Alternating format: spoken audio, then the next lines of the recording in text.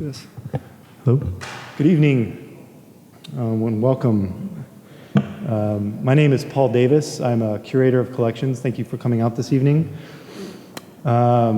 Before I begin, can I just kindly request everybody to silence their phones so they don't interrupt the presenters this evening? And also before I begin, I just have a couple thank yous that I want to do. First, I'd like to thank Brooke Stroud, Eric Zimmerman, Carrie Dodson, and the other Menil staff that were involved with putting together Affecting Presence and the Pursuit of Delicious Experience. I really appreciate their help. Brooke was an amazing support for the design of the show, and so it wouldn't be as beautiful as it is without his support. I'd also like to thank Mark Walrow and Melanie Gray for supporting the show financially, and to Tony Martinez for putting together tonight. Thank you very much.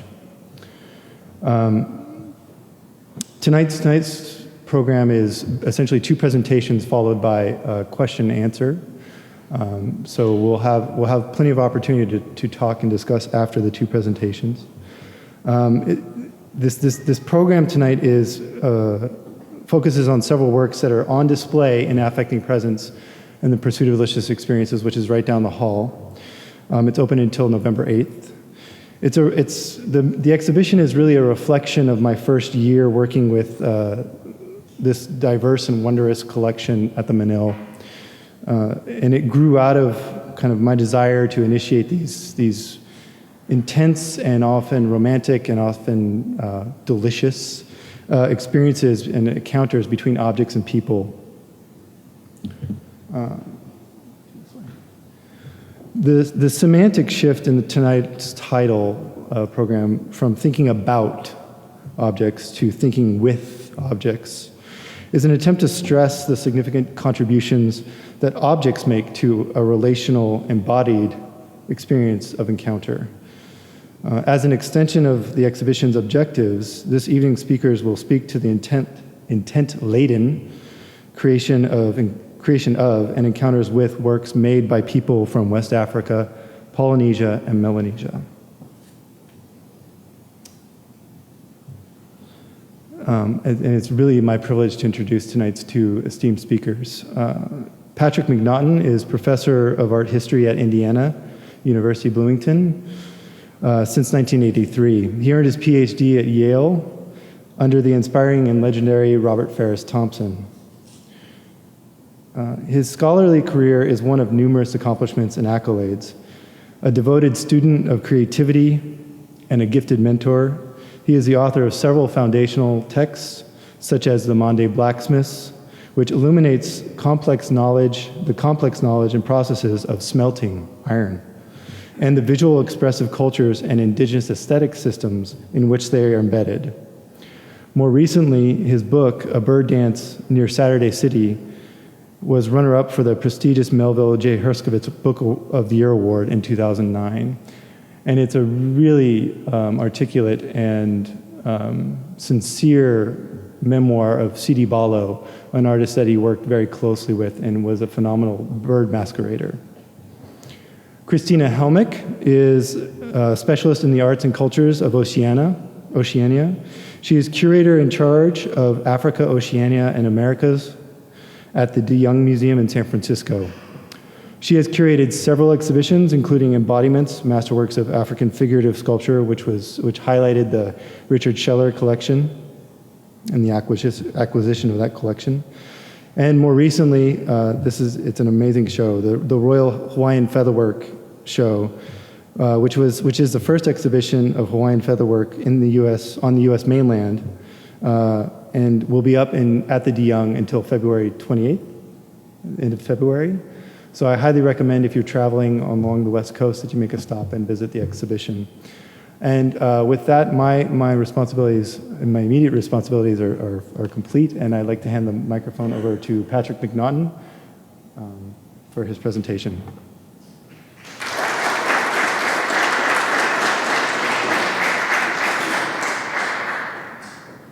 Thank you very much.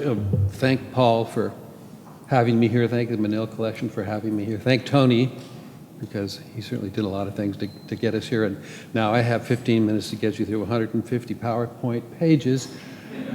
It's not that bad, but as I was thinking about what I wanted to say, I did make a PowerPoint, and I discovered it was 32 pages long, and then I realized, well, I'll just leave them there, and some of these pages I won't stop but for a second. Paul says I have 36 seconds per slide, so some of them I'm just going to whisk right through, but I figure if I leave them there, it might be useful if we do have an interesting discussion when this is all done. So that's the piece that I'm going to talk about. It's the first thing you see when you walk into the show. It's unbelievably marvelous, and it's super smart too. The artist that made this was just very, very smart, as well as being very, very skilled. You can see on the left that that's what they look like in context, and then you can see the question that I'm kind of asking: what is affecting presence, and when is it delicious? What makes artwork special? What makes them powerful? What makes them significant? What makes them memorable? And what makes them fun? All of those things are part of art. And the interesting thing for us tonight is that you guys can look at what I'm going to show you, that piece there, and if you don't know that much about Africa, you're still going to have plenty to think about and plenty to say. And if you do know a lot about the culture that this comes from, Mande culture, you'll have plenty to think about and plenty to say. And sometimes those things actually overlap, and sometimes they don't. But all of those things are valid and useful and interesting. So I'm going to approach it like this. On the left, you can see art does have a presence. Art is present.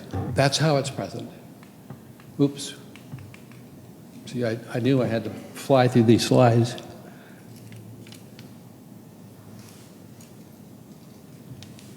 So those are the things that give us the presence of art. But art also has a presence. It is present and it has a presence, and it has a presence because of the way we see, because of the way we perceive. And it's fun to think of perception as you look and you build. You look at something and you instantly run it through your personal history of experience to see what it relates to see what it's like, to see how it makes you feel, to see how it makes you think, to come to grips with it. Here's what I mean. Whoops. Geez, I keep... So there are some of the things that you might be able to determine. And you'll do it very quickly, some of the time. But it's not just the fact that a tree is like that, and so it's a tree. That's not how this works. Look at the text in red. It's how you feel about the tree. It's how the tree feels when you climb it. It's how the rain smells when it falls through the tree. And then you can even have thoughts like about sustainability, deforestation, going away from paper and into electronics to save paper. It's all of these things. When you look at a tree, if you're captivated by it, if you're caught up in it, if the composition serves you well, then you can have a literal cornucopia, an adventure with all of those things and all of these things. Sometimes this kind of thinking is really fast. Don't even realize you're thinking. Sometimes it's much more deliberate, especially for something kind of goofy. You've all seen this, but kind of goofy like this. For some people, it's a duck with a bill. For some people, it's a rabbit with ears. And then make it go back and forth. Well, that's deliberate thought. Not very deep or significant deliberate thought, but deliberate thought nevertheless. And lots of times you're looking at things and not realizing you're thinking. Lots of times you're looking at things, then you take the time to really think, and then lots of times you look at things and you don't know what the hell to do. Of course, in 1962, it was a lot harder not to know what the hell to do. Now we've got NOVA and we've got NASA pages on the web, and lots of people have lots of ways to think about what they see when they see artwork like that. Sometimes it's just the teeniest little adjustments that cause your perception to change completely and to build something different. So over there, take away that eye, take away that part of the line, that part of the line, then add an eye there, add another eye there, connect that line, and look what you've got. So all of this happens because of our experience. We are literally littered with personal experience, and a lot of it is shared, and a lot of it is unique to each and every one of us, and a lot of it just comes from your day-to-day mundane living, and then a lot of it comes from special events. That's the only reason I have these pictures plastered throughout. You can have all these kinds of experiences. Maybe I should carry this around with me. And it's not just that you are, going about your daily business. Some of the things you'll repeat plenty of times. Some of the things will take on special significance, but all of the things, sooner or later, are going to give you more than just what you think you're seeing. They're going to give you feelings. They're going to give you ideas. They're going to give you conceptualizations. They're going to give you values. They're going to give you ways to assess things like you, like your life, like your society, and like your society's art. Lots of these experiences we share, if you're from the same place, from the same time. There are all kinds of things, like everybody agrees that the Indianapolis Colts right there, sorry. Then a lot of things are unique, like I said, to each and every one of us. It's because we all have very different experiences, as well as plenty of experiences that we share. Plus we have different knowledge, different skill sets, different expectations, different interests, and all of that adds up to tremendous variety in terms of how it is that you actually address your experiences when you think back on them. And all of that plays out into the art you look at. Because smart artists, they design compositions and images and elements so that they'll spark your imagination, they'll capture your attention, and they'll make you think about those things that are shared in your society. And now, let's have a closer look at this. This is where we're going, West Africa, right there. These are the various people that inhabit that huge space. Look at the size of the United States and compare it to that. This is Mande culture, Mande language group, very famous for 2,000 years of state and empire building, 2,000 years of spectacular commerce and merchandising, and 2,000 years of wonderful music and art traditions. And one of those traditions are these antelope headdresses. They're called in the literature antelope headdresses. Sagoni Kun, the name of the piece that you've got over there, that means little animal head. I want to point out that there's tons of variety, tons of creativity, tons of imagination. So just quickly, see what I mean? See? They're all different, each and every one of them, yet each and every one of them is clearly the same kind of thing. And look at, sometimes they're even made of iron. It's 100 years of scholarship associated with these kinds of sculptures, and the greatest advantage is this person here who both Paul and I know, Pascal James Imperato, who spent 5 years in Mali eradicating smallpox. He's a doctor, and he became literally a world-famous scholar of Mande art and culture. We love him. If you were Mande from that part of the world, these are three associations, formal associations, that you would undoubtedly be involved with. Not every day, not every week, but month after month and year after year. They're in virtually every town except for this one, the one on the bottom, which is a smaller version of this one right here, Chihuahua. But they're very galvanizing, they're very inspirational. They involve a lot of hands-on work. For example, the Youth Association here, they do volunteer labor for the community and for families that need it. And then they put on these spectacular performances, and the performances have to do with what it is they know about their society and how it is they're willing to criticize their society. It's unbelievably fun, and their performances last for half of a day or half of a night. They're spectacular. The kinds of things that those associations get people to think about, here's a list. I gotta move out here so I can read the list. Can you hear me? You can hear me, right? Okay, I am so farming and the value of agriculture. Hard work and solid citizenship. Responsibility within community, but personal capacity and knowledge, personal creativity, the importance of elegance and beauty, very important. Beauty, and also the dangers of wild space, the opposite sort of what farming is. And then the mythic past and the social spiritual presence, because of a mythic being that taught human beings how to farm. So here we are, and let's see. For us, Westerners, for the most part, what can we get out of this? First, we get sort of a sense of energy, a sense of imagination, a sense of abstractness. It's kind of jazzy. It's a little bit crazy. But look how sophisticated it is. Look at how these chevron zigzags lean forward. Look at how then that gets captured in the curve of the horn. This little ear, head down there, to whatever that is. Well, that's a triangle, right? And that's heading that way too. And then there's this big sweep here that the chevrons are mounted on. Thank you. And all of this leads to motion, all of this leads to energy, all of this leads to action, all of that leads to dynamism. That's a very subtle piece of sculpture. If you're Western, can you decipher it? Well, you can clearly see its lips dancing on human legs, right?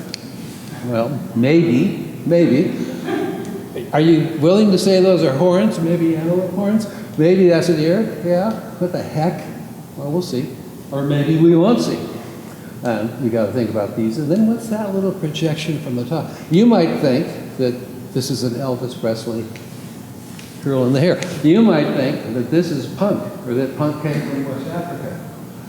Well, already we're having exciting thoughts. Already we're talking about interesting things, and we really don't know anything about this just yet. But if you're Mande, and you have the kind of experiences in those associations that I talked about, then various things will come to mind from your experience as you look at this. And so, yeah, that's going to be an antelope head looking over an antelope body. Maybe more than that, but that. And that's going to be the horn that goes with it, and that's going to be the ear that goes with it. But this is a particular kind of antelope. It's a round, it's large, and it has all of these values, we might say, associated with it. They're large, they're impressive, they're beautiful, they're elegant, they're powerful, they're sleek, they're strong, they have tremendous endurance, they're graceful, they're tasty, and they're also packed with power. They also, this whole thing, if you think of it as an antelope, it's a marvelous characterization of that mythic being I mentioned, Chihuahua, who taught human beings how to farm, and for whom one of those associations I fleetingly talked about is dedicated. There's also an excellent characterization of these ideas for what you should be to be a good farmer, you should be a solid citizen. So there's that kind of stuff. And then there's the big horn itself, and the big horn itself symbolizes, stands for, represents and suggests the power of wild space and the wild creatures in it, including this very important concept in Mande culture, Nyama, the energy of action, the energy that animates the universe, the energy that pumps blood through your veins, that allows you to speak, that allows you to think. It's like electricity, and it's pervasive. Horns are loaded with it, the artifact of a life now lost, or, if this is alive, part of the power that makes it so dynamic and monumental. So there are horns, that's what they're going to suggest to an awful lot of people. Then ears, look, sources of hearing, sources of discerning, knowledge, and knowing, detecting difficulty, knowing how to live in wild space if you're an animal, knowing how to live fruitfully in human space, in social space, if you're a person. Then there's the small horn. Well, you might not have known that's a small horn, but there it is, and that's a diker antelope. Diker antelopes are no bigger than your big dog, and they're considered to be elegant and beautiful and vulnerable and wonderful, but they're protected with tons and tons of that life energy I mentioned a second ago, so they're also considered to be slightly dangerous. And then they have all of those attributes. They're very fast, they're elusive, they're intelligent, they're shrewd, they're considered very clean. There are all kinds of things that really constitute models to think about if you're thinking about being a good farmer, models to think about if you're thinking about being a good, solid citizen. And then there's the chevrons and the zigzags. Well, you can see what the chevrons do. They suggest the sun's path across the sky and the agricultural season. And zigzags suggest the lightning-fast roving of an antelope. And now we get this thing that you all know anyway, and you can see that on display down the hall. But lots of times things mean more than one thing at once, and that's a wonderful aspect of art. And lots of times people disagree, and lots of times they do agree. No, it's both. And lots of times they find that to be fodder for discussion and an enhancement of the presence of this piece or any other piece, because it's so dynamic, because it's so vital, because it's challenging, because it makes you think. And then there are the little engraved triangles. They're all over the place here and up here. And of course, that has to do with the skin of an anteater or an aardvark. for a penguin. And then I threw this in, what? We haven't talked anything about such creatures as that. We've talked about antelopes. And yet, look at the value that's associated with a lot of these kinds of creatures. They're strong, they're solid, they're sturdy burrowers in the ground. They're sleuthy, they're sleek, they're efficient in their own way. They're very resourceful. They're, again, models like antelopes of certain kinds of attributes that human beings should think about having, or human beings should maybe try to have more of. That's great, but where the heck's the anteater or the aardvark or the pangolin here? Let's see. Well, there's one of them. There's another one in another antelope headdress. There's clearly one in another antelope headdress. That's undoubtedly one in another antelope headdress. And then here might be one in another antelope headdress. So what we seem to have in these examples here, antelope on top, riding in the back of an anteater. And lots of the literature describes that, although this is a little bit problematic. And we still have the problem of those legs, right? Those legs. They're so human, even here. And that's not a problem. Look at the triangle. Look at the triangle. Look at the zigzags. Look at the zigzags. Diker, roan, bigger ear, smaller ear.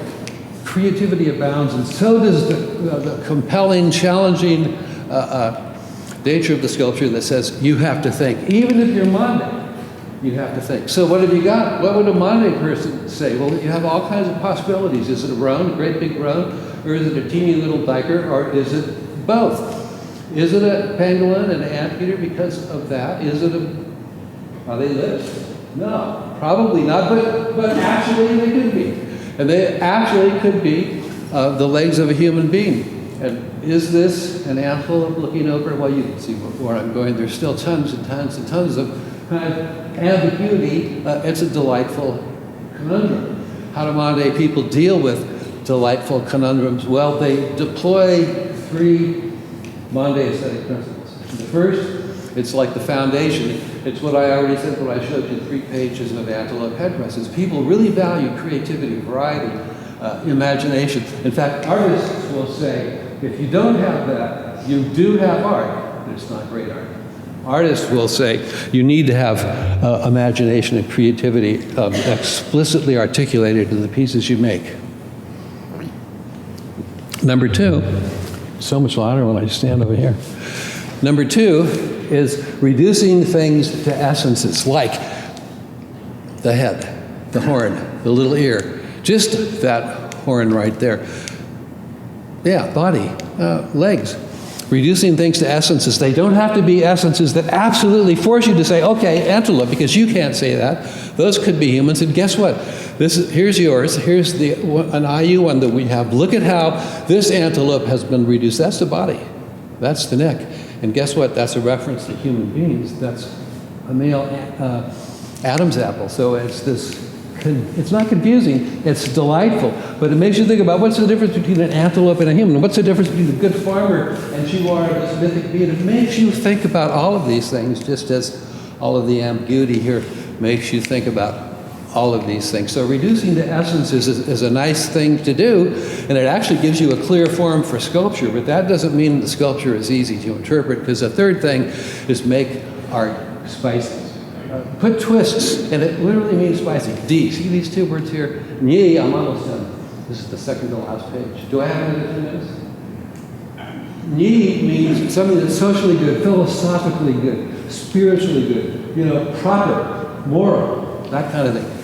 D means delicious, tasty, delightful, impish, troublesome, powerful. Put the 2 things together, and you've got great art. But look at here, all of these things that happen because of spicing art up, and then all of the things that result. It keeps artworks lively and interesting. It helps you reflect upon the ambiguities of life itself. We had a student at IU that wrote a whole dissertation on ambiguity in music as it reflects ambiguity in real life. That's a big Mande thing. You're supposed to know how to deal with ambiguity. Art helps you to do that. So, last slide. I said before that there's lots and lots of variation. There'd be lots and lots of variation in this room, lots and lots of variation amongst Mande people as to, well, how they feel about those principles I just mentioned, how they feel about the elements that you're looking at now, how they feel about the composition that you're looking at now. And all that variety is wonderful. That leads to dialogue in art. That makes art constantly and continuously relevant, even if it's as old as the Mona Lisa, because you apply your experience to it, and it becomes vitally present and important to you. And that's the last thing that I would say. Everybody doesn't have to agree, but if you read the last two lines, artworks have different presences for different people, but they certainly do have presence, and oftentimes it's delightful. And thank you.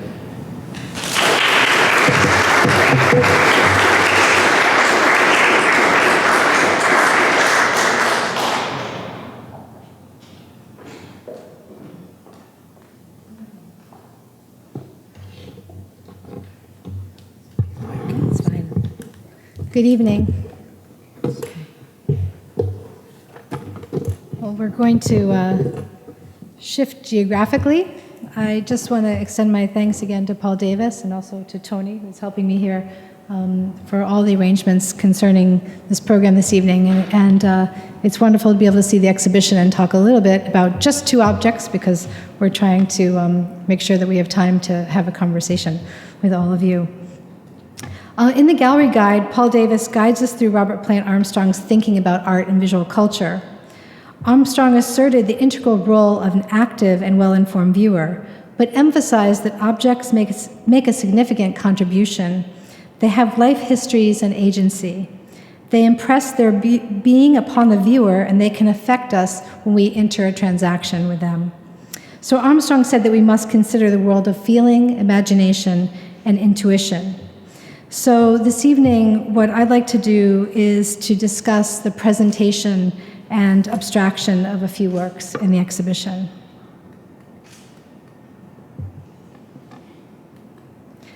So for centuries, feathers from vibrantly colored endemic birds were valuable cultural resources in the Hawaiian Islands. And spectacular capes and cloaks, they were called ahu'ula, and they were painstakingly constructed by hand. And this word, ahu'ula, literally means garments for covering, red garments for covering the upper part of the body. And they were masterfully constructed by hand with feathers and covered in feathers, and symbolically represented the divine power of the Ali'i and the chiefs. And Ali'i is the word for chief, and I'll use it a few times in this presentation. They provided spiritual protection, and they proclaimed the identity and status of the chiefs. So they were family heirlooms and symbols of ancestry, and they were worn on the battlefield. David Malo, born in the 1790s and raised in the court of King Kamehameha I, was an important native Hawaiian historian of the 19th century. In Hawaiian Antiquities, he wrote, "The ahu'ula was a possession most costly and precious, not obtainable by common people, only by the Ali'i. It was much worn by them as an insignia in time of war, and they went into battle. The ahu'ula was an object of plunder in every battle." So these unique valuables were conveyed as objects of diplomacy or to forge alliances. And Hawaiian scholar Noel Kahanu has stated, "Great chiefs such as Kalaniʻōpuʻu and Kamehameha I possessed dozens of cloaks." So you can just imagine them in that kind of quantity. And they presented them to people they held in high esteem, including the captains and explorers James Cook and George Vancouver. And they served as symbols of chiefly divinity, rank, and authority. These cloaks were the greatest treasures that the 18th and early 19th century Ali'i, or chiefs, could bestow. So you have to remember that the Hawaiian Islands did not have gold, precious metals, or other kind of rare earth commodities. So these garments were the most precious commodity that Hawaiian chiefs had at their disposal. In December 1778, on his third voyage exploring the Pacific Ocean, England's Captain James Cook and his ships, the Resolution and Discovery, approached the Hawaiian Islands, and this was the first documented visit of Westerners.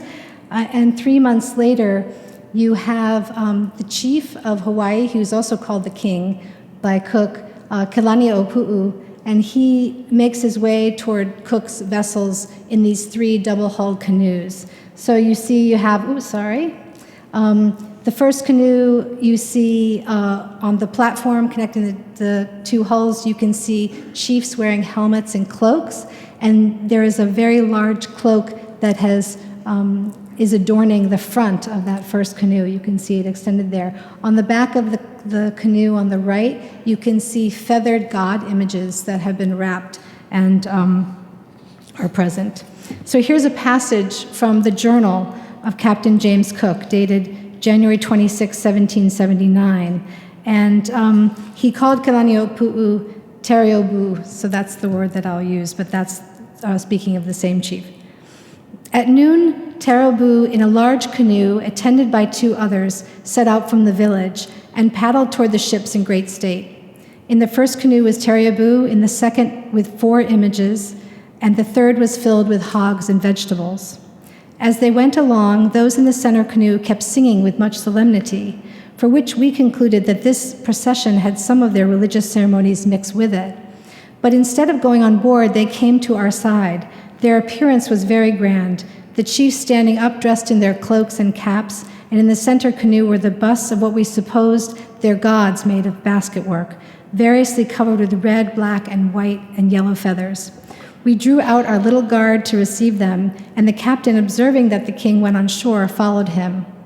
After we got into the marquee, the king got up and threw in a graceful manner over the captain's shoulders the cloak he himself wore, and put a feathered cap upon his head and a very handsome fly flap, which is a kahili, a standard of kahili feather standard, in his hand, beside which he laid down at the captain's feet 5 or 6 cloaks more, all very beautiful and all to them of the greatest value. His attendant brought 4 large hogs and other refreshments, which were also presented.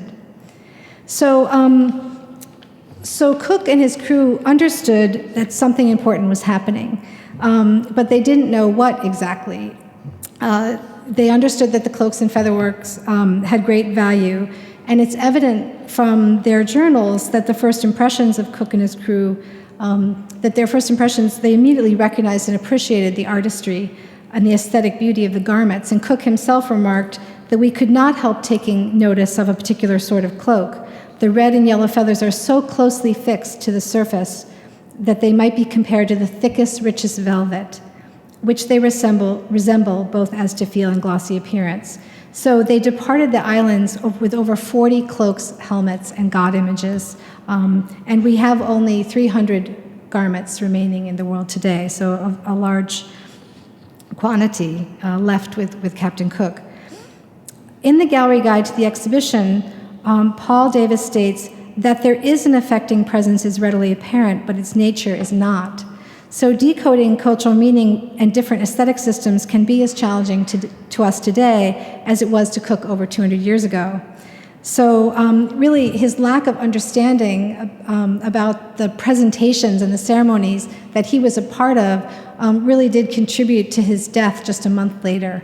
And so we're engaging with Presence and seeking a delicious experience in the comfort of a museum. So fortunately, this is not a life and death prospect for us, but it did have quite serious consequences when unknowing people encountered these very powerful objects in other cultures.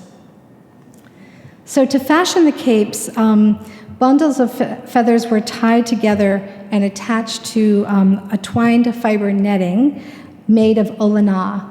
And it's from the nettle family. It's one of the strongest fibers on Earth, and it's endemic to Hawaii. And it's very strong, but very light.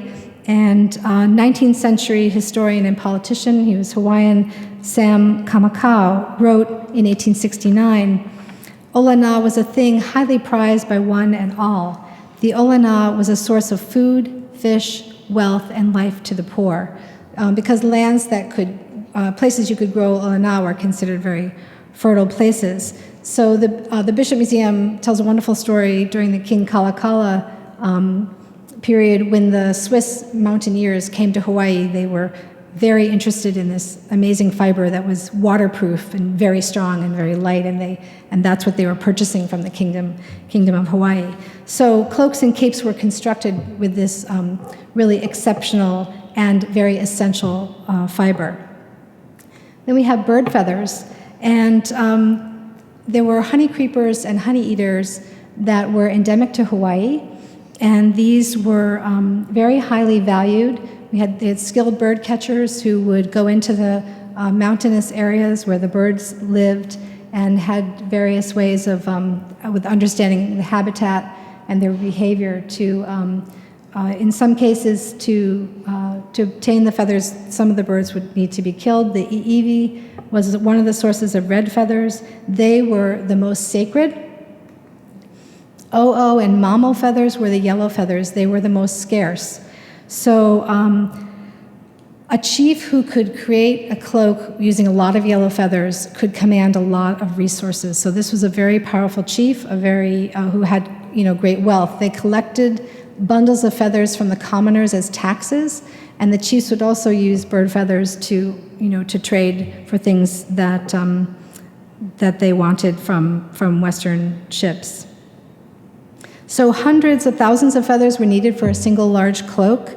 So as I mentioned, it would take quite a high chief to garner the resources necessary.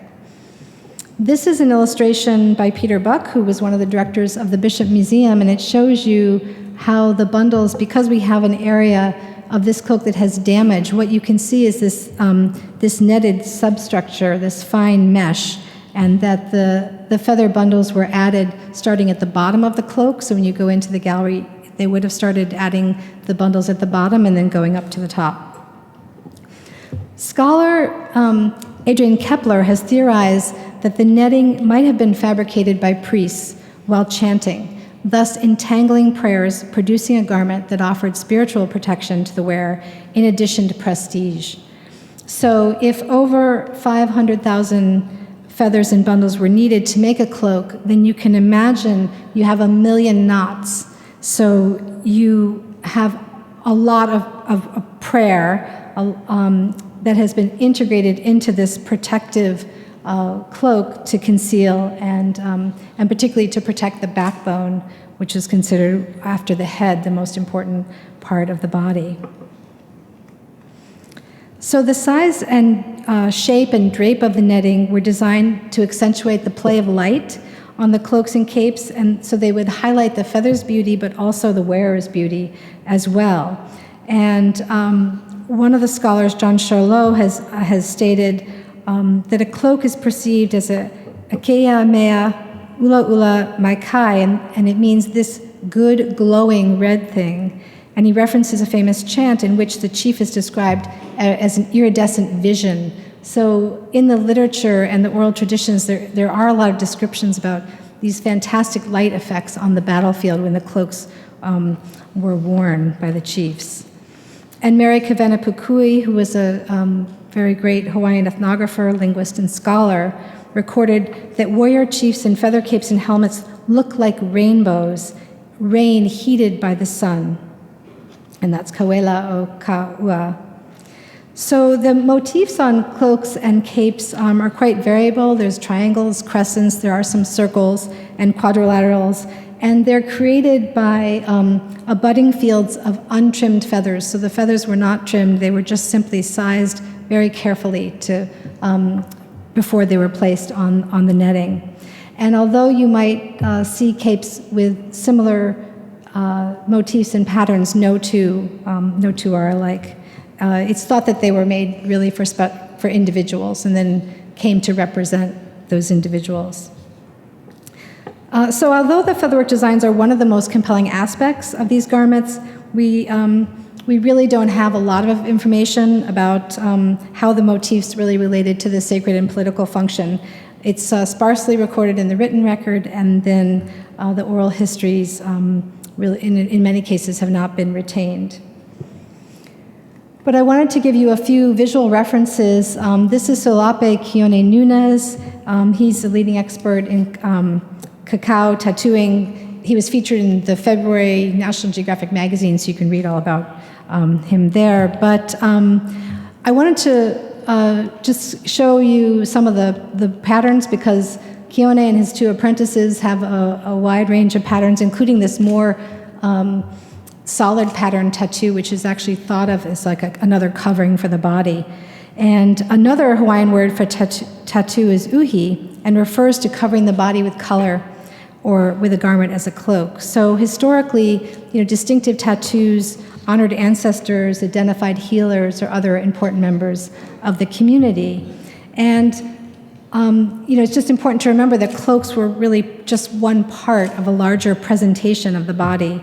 We don't know exactly how featherwork and tattoo motifs might have been related, but certainly they were visualized together, and some of the motifs are in common. I think you can see some crescents on the arm of the man in John Weber. John Weber was the artist for the Cook Voyage, and you can see that there are some crescent tattoos on his left arm. So they were clearly part of this visual code or language that would have been understood by the community. Scholar Adrian Kepler has also written about designs on featherwork, including the crescents and the relationship of crescents on featherwork to crescents found on other works of art, such as drums. And the word for crescent in Hawaiian, hoaka, it's also a tattoo motif, and it means to cast a shadow, to drive away, to ward off, to frighten. It can also mean brightness, shining, glittering, and splendid. So as designs, on cloaks, the crescents would have symbolized both power and brilliance. And this is just a wonderful piece of bark cloth, because it has the same effect that you have when you look at the Menil cloak, that you have the arrangements of forms so that the composition is very dynamic. It's there's a lot of movement in the composition. The Menil cloak was gifted by Kamehameha III, who is on your left as a young boy of 11 years old, and his sister Nahi'ena'ena is pictured on the right. And Kamehameha III gifted the cloak in 1831 to an English-born Peruvian general, William Miller, in Honolulu. And Miller had just published his memoir after serving heroically in the Peruvian Legion. So at that time, Kamehameha III was 17 years old. I wanted to show you these portraits because they were made by the voyage artist of the HMS Blonde, which conveyed the bodies of Kamehameha III's brother, Kamehameha II, back to the Hawaiian Islands.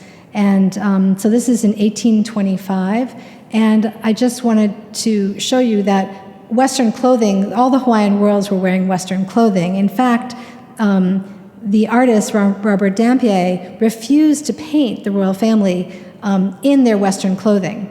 He said, I won't paint you unless you put cloaks and Hawaiian attire on.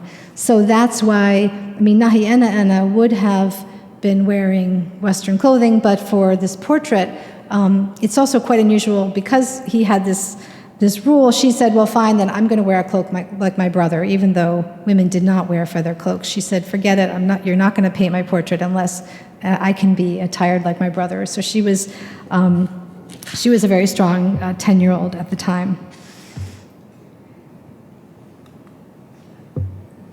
Cloaks, so I wanted to show you two other cloaks that have an association to Kamehameha III. They were still very important diplomatic gifts, though they were probably just being worn ceremonial at that time. They were not being worn as battle attire. But this is a unique cloak gifted by Kamehameha III to Queen Pomare IV of Tahiti, and during an exchange of gifts. And I think he received a carriage or something in return. And then this is also associated with Kamehameha III. And this is a very storied aha'ula. It was worn by Chief Kekuaokalani, who was a nephew of Kamehameha I. And he was appointed by him as guardians of those gods. You saw those feather gods at the back of the canoe. And in 1819, Kekuaokalani was killed in the Battle of Kuamo'o, and this is an area of lava plains on the Big Island of Hawaii. Maybe some of you have actually been there. But his wife, Chief Manono, fought beside him, and they fought against the forces of Kamehameha II, who was making rapid changes in society, including ending some religious restrictions. It was called the end of the eating taboo, which forbade men and women to eat together. And this was the beginning of some really rapid social changes. And in the Legends and Myths of Hawaii, which was written by King David Kalakaua in 1888, he stated, "No characters in Hawaiian history stand forth with sadder prominence or add a richer tint to the vanishing chivalry of the race than Kekuakalani and his courageous and devoted wife, Manono, the last defenders in arms of the Hawaiian gods." So upon his death on the battlefield, this cloak was taken as a prize for Kamehameha II and then was subsequently passed down to Kamehameha III, who then gave it to an English captain. So these things, sorry, a U.S. captain. So just to give you a sense of how cloaks were involved in some very complex presentations, and most of them have really, these remaining cloaks have incredible life histories and stories. So I hope, do I have time to talk about the kali? Yeah, really? Okay, just quickly. You have a kali ha'apo in the exhibition. It's from Tonga, carved of a single piece of wood. And in Tonga, the head was the most sacred part of the body, so it was important to care for it properly, so you wanted to support it during sleep. And they're both head and neck rests. That's often confusing for people. Is it a headrest or neck rest? It's really used in any way. But there were forms of headrests that really were much more than utilitarian, and this is one of them. But let me first tell you about another one. I'm going to skip this. So this is a kali toloni, and these were used by Tongan chiefs and were carved of a single piece of wood. But and I just want to credit some information. So this is information that is from an interesting source, but a Tongan source, Pela. Let me try her name. Tui o To'olava. I got that correct. So what's so interesting is that this scholar talks about the fact that during a marriage proposal, this is the kali that would be given to the man if she needed a little bit more time to think things over. So the kali toloni was, I just would like to defer a little bit. I'm really not so sure, but I'm giving you this as it is a sign of trust that that she will answer. But the one that you have in your gallery is another form, the kali hahapo, and it means to capture, to accept. So this was gifted at the kava celebration to indicate that she has accepted the marriage offer, and it is a symbol of her trust and love. And what I think Paul will really appreciate that I didn't know about these is they're said to represent the surfer pose. So the idea is that for a child to be rooted properly, you have to have this strong, rooted pose, and that is what is represented, as it's said, to keep the surfer from being swept off a huge wave. So it's a metaphor to depict children who stand firm like the kali, to listen, to hear, accept, and internalize the teachings of their parents. And this, they're still important as family heirlooms, and this is from 1976. And bark, you can see that there are large quantities of bark cloth that are given at weddings, but you can also see that there are a number of the kali halapo that are also being given. And one final aspect about these that I found really wonderful was there's another large form, and they're called kali kailoa, and they literally mean the arm of the parent. So you think about a headrest, because that's a place where the children would might lay down with the parent at night and hear the stories and hear the teaching and have the support of the parent. So I think that, it's a wonderful image to think of these headdresses being this extension of, of family. And the fact that both the teaching and the actual object they carry on with the family. So not only are the Haleapo Kali, passed on to successive generations, but that teaching is unending. So I think that's what we have time for, but thank you very much.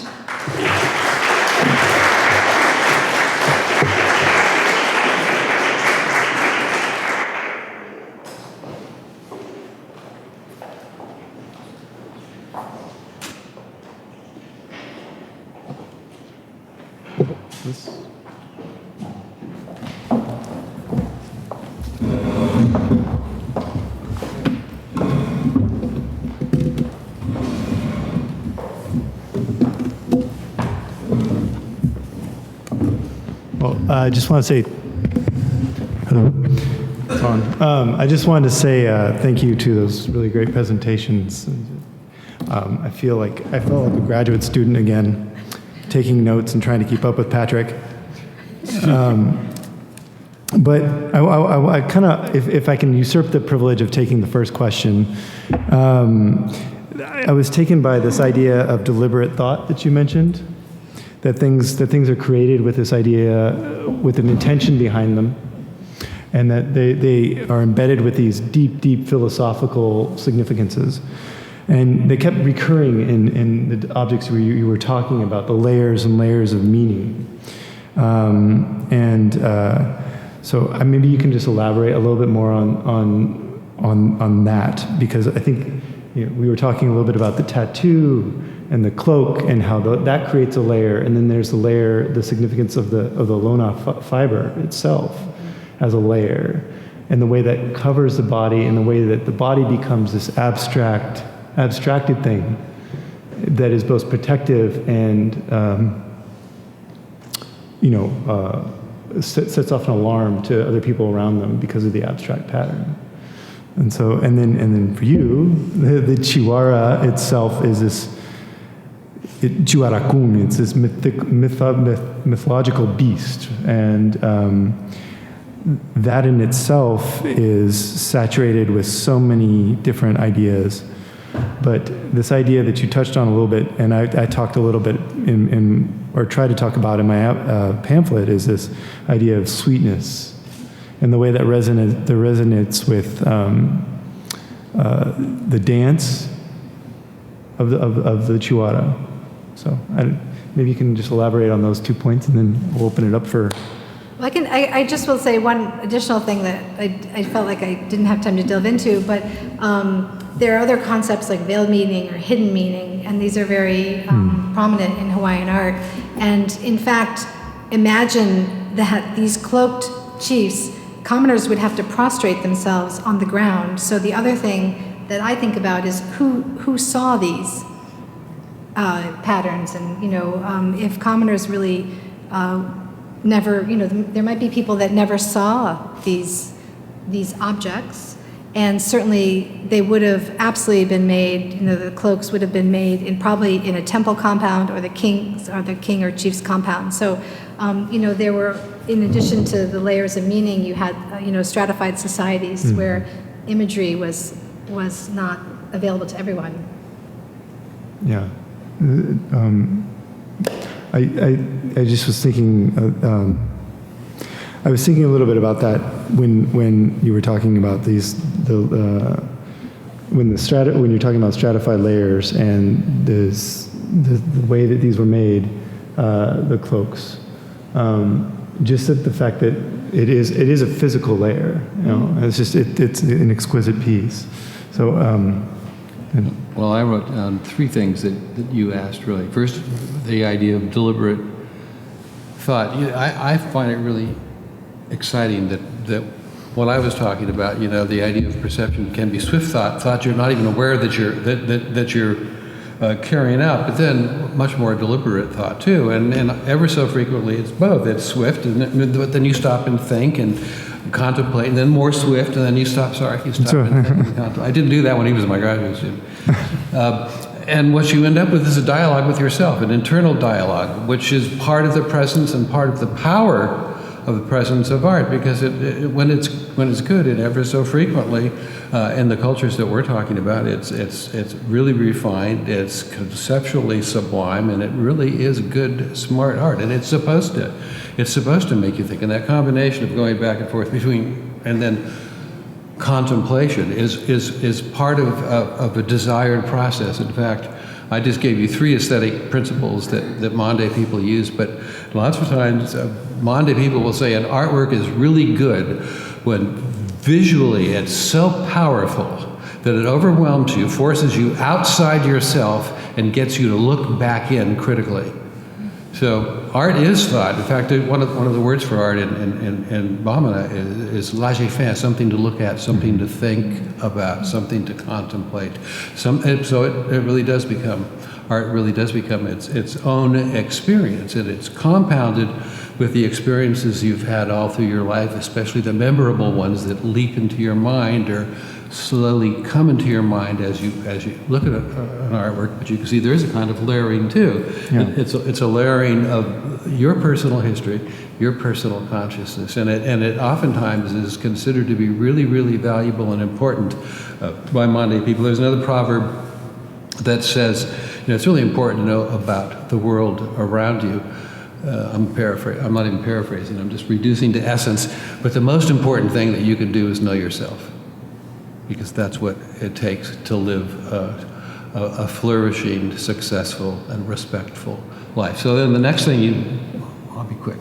Next thing you invoked was this mythic beast, and so I'll just tell you a little bit about, just ever so briefly, Chiwara. Chiwara was an ancient being whose mother was named Muso Koroni, little old woman, little old lady, not from Pasadena. You must be awfully young. But so anyway, she was wild. She was one of the founding creatures on the face of the earth, and animals grew up around her, and she helped to create the world, but she was nuts. She was incredibly creative, but promiscuous and loaded with chaos, and she made love to a cobra. And the offspring was Chiwara, this mythic being, and Chiwara was not happy with his parentage. And he went around and learned things, taught himself things, and one of the things he taught himself was farming, and then he taught that to humankind. So that's an image, that's a collection of ideas and beliefs that people have that are really galvanizing, because so many things can spring from that. So many kinds of thought can spring from that.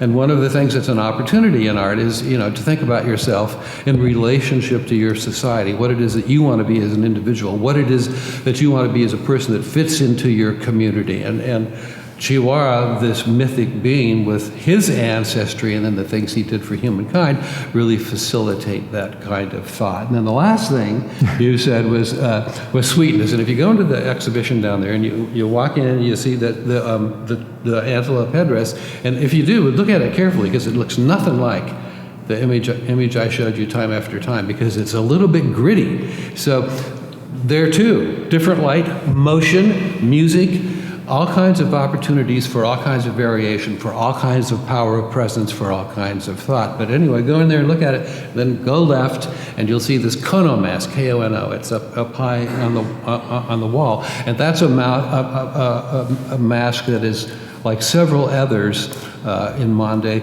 devoted specifically to the manipulation of power. That power I mentioned, Nyama, the energy of action, the energy that's like electricity, the energy that animates the universe. I slipped out enemy because it's incredibly powerful. And for some people, it's a wonderful ally, and for other people, it's fearsome and dangerous and to be avoided.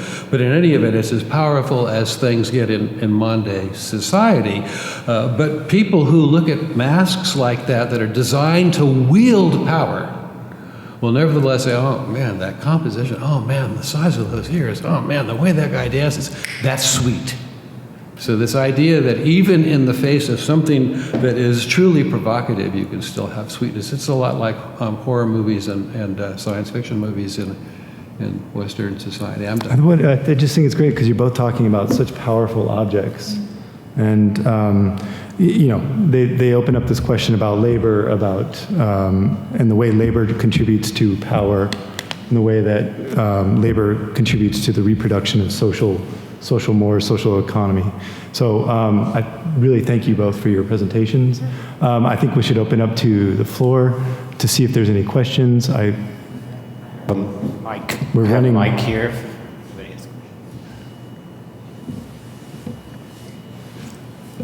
I have a mundane question.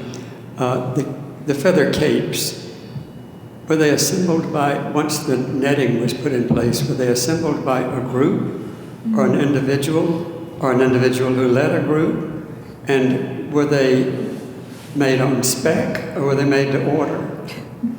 So these are all great questions, and I wish we had definitive answers. There's some controversy about who actually might have made them.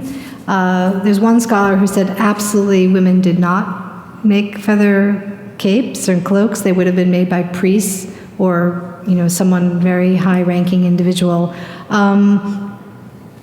No, we don't have a source that actually saw them being made, but we can look at the backs of the cloaks. So for me, the netting, it's like someone's knitting. So you can see the hand of one piece of netting that's been pieced on is different from, and you saw the difference in the two that I showed you. So, you can see differences in the gauge and in the knotting. So it seems that some of them either started as capes and then were expanded to cloaks, and that could be when a chief had more resources available to expand them. So then you would have pieces that were added on. And then some cloaks really look like they were put together by multiple people because you have multiple pieces of netting. But if you go in and you look at this one or almost any of them, actually, can you go to the Menil? Oh, there you go. Sorry. More? One, yeah.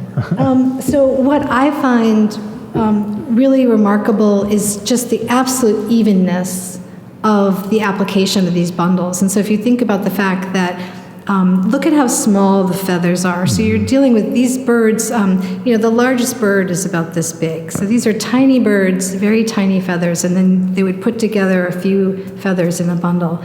And then these were all tied on. So, so tremendous evenness of the work. So there are a lot of questions about the actual, fabrication and who that might have been, and we can assume that they were made. They were probably not made on speculation. We can assume that they were probably made and commissioned by a chief who had finally garnered the resources to have one made. How long do you think they took? So the Nahi Ena, the young woman that you saw in the painting, we know that a piece of featherwork was made for her. It was actually for the return of her brother, and it was going to be to celebrate a sacred marriage that she would engage in. And we know that took about a year. But, I think if you had multiple people working, it could happen in, a shorter period of time. Could either of you speak to perhaps, and I'm not entirely sure, but how one would encounter these objects if they were not so beautifully presented here? How are Americans perhaps expected to have encounters with these sorts of objects, whether it's institutionally or in some sort of performance presentation or something? How are Americans? Americans, how I would have expected. Or Right. perhaps somebody from the culture that created Right. it. So the thing I had a quote from a Native Hawaiian woman who we are having a lot of Native Hawaiians come to this exhibition because for many people they feel like it will be the only time in their generation that these kinds of pieces are gathered together, especially on the continental U.S. So I have received a lot of feedback from people who break down in tears, who sob, and a lot of it is a great cultural pride, but it's also just being in sight of these very powerful objects, and with an understanding that for many people they would never have actually viewed these objects. We have people chant. We have, we have a quite flexible. Our guard staff now knows that, you know, they don't start worry about it if people just start chanting in the gallery, and so everyone has their own response, and you know, as a curator, my goal is to make sure that people can see them. You know, so we try not to create obstacles. We try to create, as you know, Paul has done here, a case, an environment that is conducive to careful looking and access, and then the rest of it, and to provide some context. If I could just, can I just add to that question real quick, because there's the African side of it that I think is also very interesting. Is that these objects have been during the 20th century, when they were collected, they were removed of the accoutrements that were undesirable for collectors, and so what you came away with was a really the wood core of the sculpture, and so it doesn't quite resemble anything close to really what might have been seen in a performance or a masquerade in some cases. So the remnants of that on the antelope headdress, that's the first thing you see down there. If you look at it closely without touching it, of course, you'll see there's this indentation on the base that the legs come up out of, on an angle down the middle, and that's where there would have been something to lash the wooden sculpture to an upside down basket that would then be lashed to a dancer's head. And you know, so many times in other cultures, we in the West, because we have limited access, and there's not always all that much information, and lots of times we just assume everybody over there thinks the same, everybody over there does the same thing, everything over there is the same, you know, so we homogenize it all and reduce it too. But in terms of the performance in Mali and the Republic of Guinea of these kinds of sculptures, it's remarkably different. Sometimes formal performances involve no costume whatsoever. Other times, formal performances involve such a shrouding of the human body with raffia that makes you think of wild space, that makes you think of the bush, that makes you think of wilderness, that there's no way you would imagine that there's a person inside there, except for the fact that you know there is. And then sometimes it's, well, a T-shirt and a little bit of hiding here. And then sometimes it's the full-blown sculpture that you saw, and then a face mask made of cloth. So it's two things at once. Sometimes these sculptures are designed so that they're kind of they're aerodynamic and not easy to dance with, but they protect themselves from incredibly athletic dancing, because there'll be these moments where a dancer will have two sort of sticks, and he acts like they're the front legs of an antelope, and he's moving really like this. Then all of a sudden there'll be a drum orchestra, and the drums will pick up. He may give them a signal, or they may give him a signal.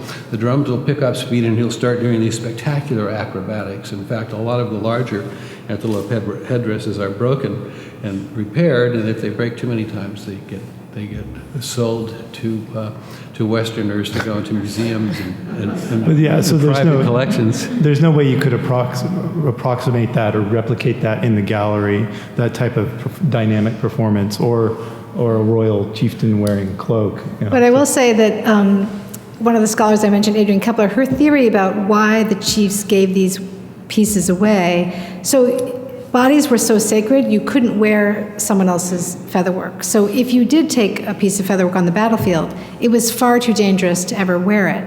So you might gather the dozens of cloaks, this very, very precious thing, but you couldn't wear them.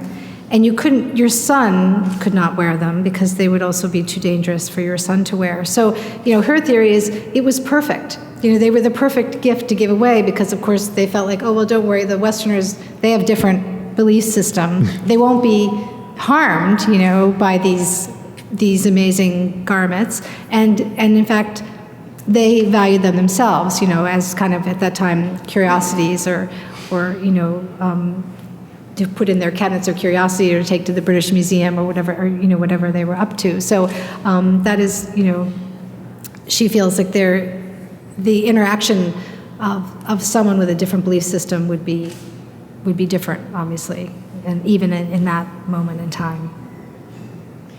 Okay, the description of the dancing reminded me of some of the costumes from The Lion King Broadway musical. But my question is, if the capes took 500,000 feathers, do we know how many birds that is? And are these birds still in existence? And is the name of the bird Iwi or Eevee. The W is often pronounced kind of as a V. Iwi? Eevee. So I showed you two birds. Let's see.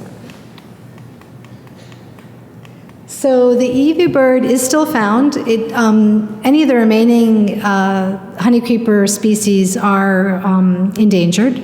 And when Westerners arrived, you did have avian malaria that was established. There were a lot of rats that moved into the Hawaiian Islands because of the ships. And you had a great loss of habitat. So the Hawaiians had really kind of managed the populations until Westerners arrived, and then since that time, there has been a big decline in these endemic bird species. But the Eevee still are present.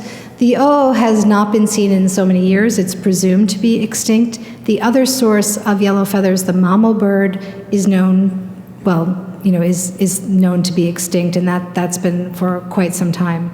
So we have two natural scientists on our project team, and it is something that we end up talking a lot about in the exhibit, not in the didactics, but just in the gallery with people, because they do wonder about the fact that so many feathers were needed for these. Several 100,000. Yes, hundreds of thousands, depending on each piece of featherwork. Did the birds have to die? So the Eevee birds, I'm sure that they did die. I'm not sure how you could extract, so many feathers. The birds that had the yellow feathers, so the black feathers were used, but they could just take the few yellow feathers from the Oo bird and then release it. And we do know that they used. Bird catchers had different techniques. They might plant an interesting tree in a clearing that they know the bird, in an area they know the birds are present, so the birds are curious, and then they would attach a sap or a sticky material to the branches, and so the birds would become stuck, and then they could take their feathers and send them on their way. So that's definitely recorded in oral tradition, but for others, they probably snared them, and then, the bird catchers would probably eat them. We don't know exactly. Right. Hi. So though you both sort of emphasized the meaning of presence, as Dr. Hellmich mentioned, like the meaning of veiled meaning, you sort of highlighted the meaning of absence or omission is what I thought. And so I was wondering how you both sort of processed the meaning of omission. And I was thinking sort of the unmentioned, like violence of colonialism with the Mande, or the destructive or reductive power of the Western lens. The meaning of omission, is that what you said?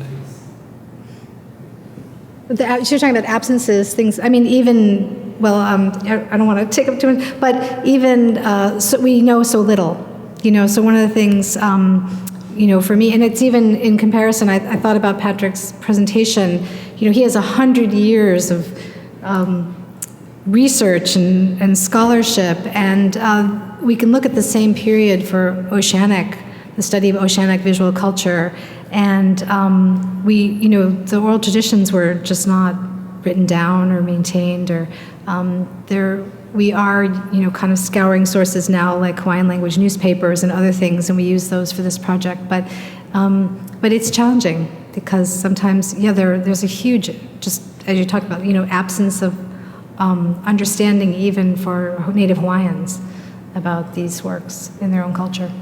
And yes, that absolutely, the beginning of Christianity was a great marker in, that kind of, whether it's the destruction of knowledge and actually King Kamehameha's wife, King Kamehameha is the first wife, she converted to Christianity, and in fact, so did Nahi'enaena's, Kamehameha the first had several wives, Nahi'enaena's mother also did. She died when Nahi'enaena was very young, but her mother really encouraged her to go the way of Christianity. So you had members of the royal family who converted, and then this kind of led the whole kingdom that direction. For Antelope Headdresses like this, we do have that 100 years of really good scholarship, instead of including passages that local people would write and then hand off to Westerners, and sometimes the whole passage would appear in a Western publication. And there's a real strong interest in Mande for people to record what it is that they do, what it is that their parents and then their grandparents and then their great-grandparents did, because there's a vital interest in the history of it, and there's a vital interest in maintaining the culture. So over this 100 years, there's an awful lot of information around about chihuahuas, about antelope headdresses.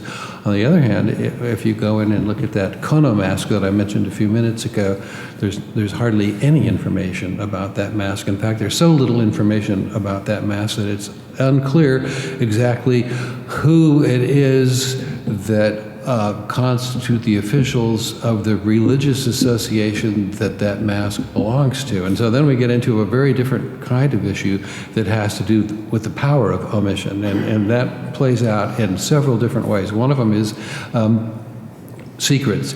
There's a lot of occult knowledge and herbal medicine associated with these very powerful kinds of masks, and like the one that's in there. And those things, they're secret, they're complicated, they're hard to learn, and they're sometimes dangerous, and they're considered to be extremely valuable, and they're guarded. People don't just give that information away. You have to earn it, and then you have to pay for it. So that's one level of omission. You can learn that stuff, but you have to follow the right path. But then there's another level of omission, and that is Western scholars come to town, and of course Western scholars, the beginning of this kind of scholarship was colonialism, and so imagine how people felt when Westerners, in the guise of scholars, but colonial scholars, started asking, not just asking, but sometimes demanding to know about things that were considered to be top secret. If you didn't earn the right to know those things, you didn't have the right to know those things. And so here omission took a very interesting turn, because people would say to us Westerners, "Oh, we can't talk about that. We were not allowed to talk about that. It's too powerful. It's too powerful." And they would treat Westerners as if they were children, too naive, too immature. What's that movie? You Can't Handle the Truth. Oh yeah. Very.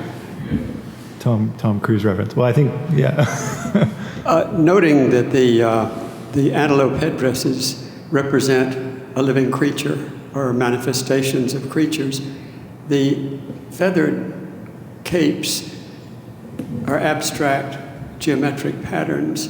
Did that culture not make representations of living creatures? God images. They were figurative God images. And wooden, you have actually in the Oceanic Gallery, you have two Hawaiian carved figures. So yes, but carved figures and featherwork images, but you will not see figures represented on bark cloth, for instance.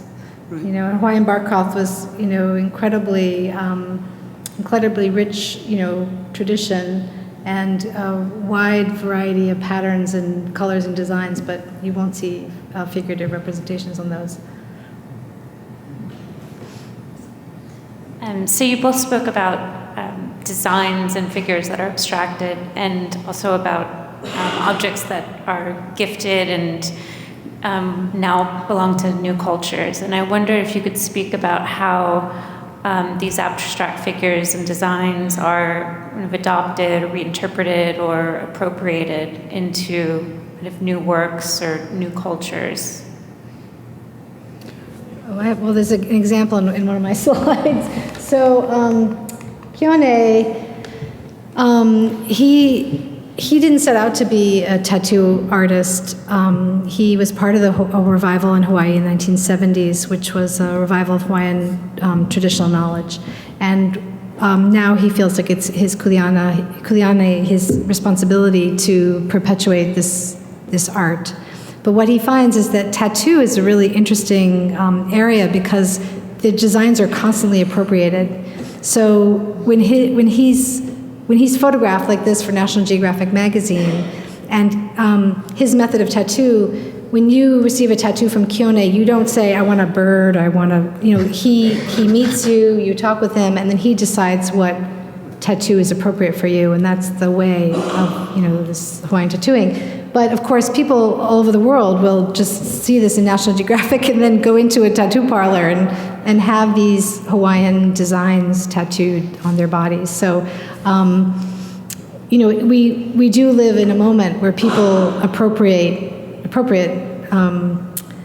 anything they want, really. It's a challenge for artists, I think, working contemporary forms like tattoo. It's a good thing. Yeah. Some very interesting